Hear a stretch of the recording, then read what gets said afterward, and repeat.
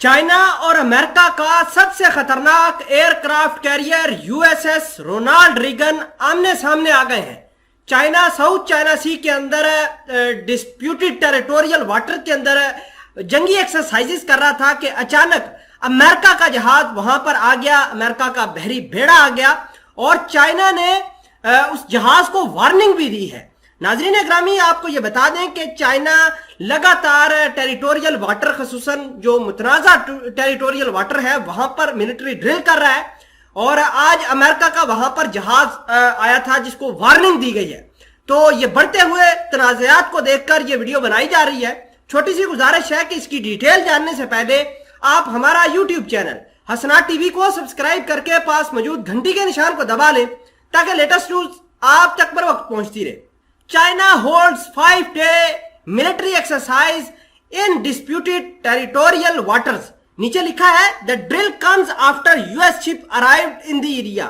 नाजरीन ग्रामी, ये जो एरिया है ये बेसिकली एक स्पार्टले आइलैंड है, वहां पर ये मिलिट्री ड्रिल हुई और वहां पर अमेरिका का जो एयरक्राफ्ट कैरियर है जिसका नाम यूएसएस रोनाल्ड रीगन है वो इसके पास इस पाटले आइलैंड के पास मौजूद था। अमेरिका का इस एयरक्राफ्ट के साथ साथ डिस्ट्रॉयर भी मौजूद था। चाइना ने दोनों को वार्निंग दी, नेविगेशन वार्निंग थी और ये जो मिलिट्री ड्रिल चाइना ने शुरू की ये उसके बाद की थी। फ्राइडे से लेकर वेडनेसडे तक ये मिलिट्री ड्रिल जाएंगी और चाइना जो है वो लगातार यहां पर अपनी हेजमनी बना रहा है। फिलहाल के लिए आपको ये बता दें कि ये जो डिस्प्यूटेड और मुतनाज़ा पानी का इलाका है इसको 3-4 मुल्क क्लेम करते हैं। ये ताइवान भी क्लेम करता है, वियतनाम भी क्लेम करता है, लेकिन सबसे ज्यादा जो कंट्रोल है वो चाइना का है। नाजरीन ग्रामी, अगर हम बात करें इस आइलैंड की तो ये चाइना का जो इलाका है हनान आइलैंड वहां से 100 किलोमीटर दूर है, जबकि वियतनाम की जो पोर्ट सिटी है डंगांग उससे 350 किलोमीटर दूर है। अगर हम ताइवान की बात करें तो ताइवान से सबसे कम फासला है, सिर्फ 50 किलोमीटर।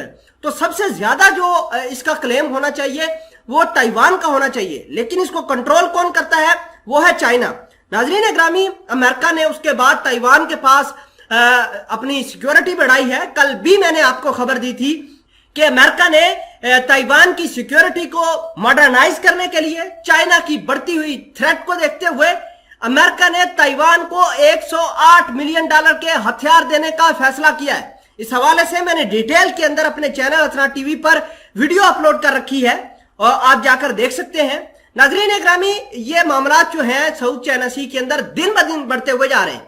अमेरिका लगातार वेस्ट एशिया में, साउथ एशिया में, साउथ ईस्ट एशिया में लगातार अपनी हेजमनी बना रहा है और हेजमनी जो है मुख्तलिफ ग्रुपों को मिलाकर बना रहा है। कभी भारत को साथ मिलाता है, कभी ये ताइवान, वियतनाम जैसे मुल्कों को लेकर आता है, लेकिन चाइना सबसे ज्यादा पावरफुल आज के दौर के अंदर आगे अगले लेवल पर जा रहा है और हो सकता है कि यह मामला अगले लेवल पर जाए और अमेरिका और चाइना आमने सामने आ जाए।